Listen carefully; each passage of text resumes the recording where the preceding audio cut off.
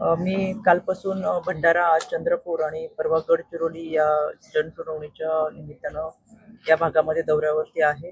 काल भंडारा जिल्ह्यामध्ये आमच्या 66 तक्रारींची जागची जागी सुनावणी झाली आणि या पॅनलच्या दरम्यान जिल्हाधिकारी, पोलीस अधीक्षक, विधी सेवा प्राधिकरण, संरक्षण अधिकारी या समवेत सर्व अधिकारी उपस्थित असल्यामुळे अनेक वर्षानुवर्ष महिनोन्महिने प्रलंबित असलेल्या केसेस आम्ही या निकालात काढू शकू याचं मला समाधान आहे. आमच्या राज्य महिला आयोगाचं मुख्य कार्यालय मुंबईला आहे. मुंबईपर्यंत ह्या सगळ्या महिला येऊ शकत नाहीत, पण आम्ही त्यांच्यापर्यंत पोहोचून त्यांना न्याय देण्याची भूमिका या जनसुनावणीच्या माध्यमातून घेतोय.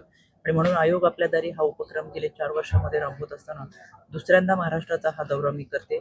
आपल्या माध्यमातून मला चंद्रपूर जिल्ह्यातील महिला भगिनींना आवर्जून सांगायचंय, तुमच्या ज्या काही तक्रारी असतील तर त्या जरूर आमच्यापर्यंत पोहोचवा.